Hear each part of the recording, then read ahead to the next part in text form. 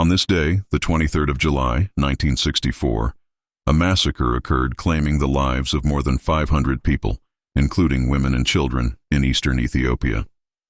It was a difficult day for the Afar shepherds. The story began 4 years after Somalia's independence and the union of its Italian and British territories. The plan was to liberate the Ogaden region, an area inhabited by Somalis in Ethiopia. The First Ogaden War started in February 1964 and lasted 3 months, theoretically ending with the initiative of then Sudanese President Ibrahim Aboud. In practice, the war did not end, as it took on a different form, with the arming of Somali groups to fight Ethiopia. Amidst the chaos in Ethiopia and the Somali strategy, the Isa Somali tribal leaders thought to take advantage of the situation and obtained weapons from Somalia. They then aimed to achieve tribal expansion at the expense of the Muslim Afar, controlling the fertile areas of the Era River Basin and the Awash River, one of Ethiopia's most important rivers. On the night of the Prophet's birthday, Maulid al-Nabi, while the people in Mulu, Erer, and Mafay Dala were busy with poems and praise for the Prophet, peace be upon him, on the other side of the Erer River, militia leader Farah Fidi was occupied with something else. He was consulting his soothsayer about the best day to attack the Afar mercilessly and spread fear among them to drive them out of the fertile areas. The soothsayer told him that it should be on the Prophet's birthday.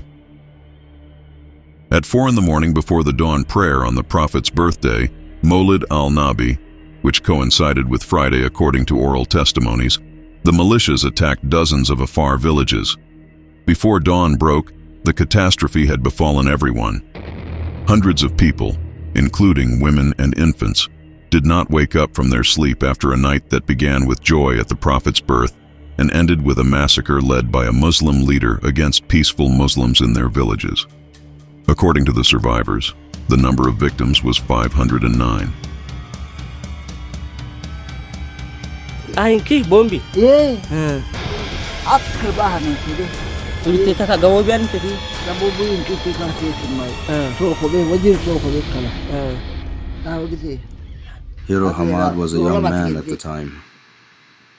He remembers the incident in detail and explains that it was not like previous wars, as new weapons were used.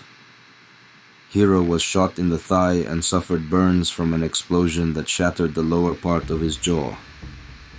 He was left for dead, but survived. He recalls walking several kilometers in this condition, as there were no hospitals in the area at the time, and he was treated by locals. Hiro Hamad recalls with sorrow that he lost 7 of his siblings that night, and that he alone was spared.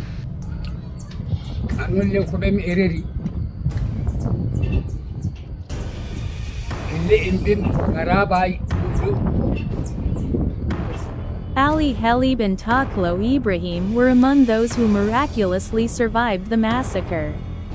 The testimony of Hassan Ali, who lost her brother in the massacre, was extraordinary. She said that a dispute arose among the attackers when some of them realized that the other side were also Muslims, leading them to refuse to continue and retreat. These were the Somalis who came from distant areas. However, the Isa tribes, who had planned the attack, continued the massacre with hatred, even cutting open the bellies of pregnant women and slaughtering newborns without mercy. A simple investigation confirmed that the massacre occurred in mid-Rabi al-Awwal, from Friday early morning to Sunday. Hiro Hamad was born in the city of Mulu, and Ali Helib in the city of Erer, both now within the Somali region. According to Ali Helib's testimony, the war continued for 8 years at a high pace, with support from Somalis coming from distant areas and using advanced weapons, until the Somalis pushed the Afar from the banks of the Era River to beyond the Awash River Basin.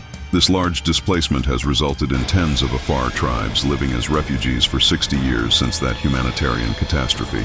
The massacre became known as the Mafay Dala Massacre, named after the place where the attack first began, before spreading to neighboring villages over 3 days.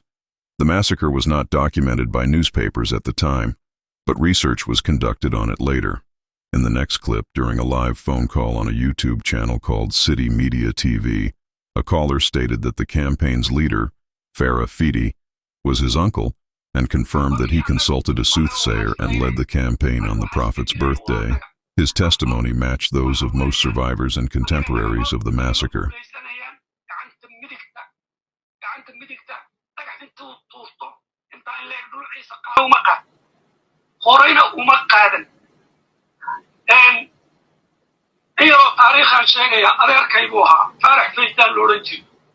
نكستو مقلع داغا با لورن جيرو جمعه لا اسلام جنة بيغان مايو وا غيرا باكيو صح نيكا waxa lagu yiri war maanta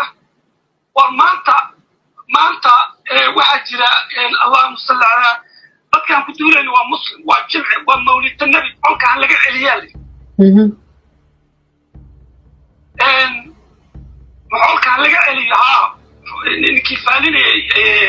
ninkii faalinay oo reerkay weelay ka dhalatay haba falka dhigo ninkii loogu talagalay ogaaska faal baa lagu soo qabtaa faal waxaan ka tagayna ma waxaan soo isticmaali jiray boqolaal qarni baan soo isticmaali jiray oo dhigay waxa uu laga yiri faarax fayt dhigayso ay faarax fayt waxa wuxuu yiri maanta soo jimca hayda fa sabti iga dhiga sabti baa laga faalinaya maxay xumeeyay wanaaggeegu muxuu yahay sabti ninkii faalka dhigay wuxuu yiri sabti hadda labada xirribooda intay ku socdaan labada xirribooda intay isbiirka ku socdaan intay leeg sabti hadda ka qaan rag waxa jiro oo dhan nina ku bixi maayo guusha halkii la keenay arfaytu wuxuu inta santu dabayshay ka galaysa laba shay horta wayna gaabo gabar ciise oo naasaha gunta laga guur naag ciise oo ilmaheegii iyadayba la diro ilmaheen caarka laga guur wiil ciise oo intoo isaga la diro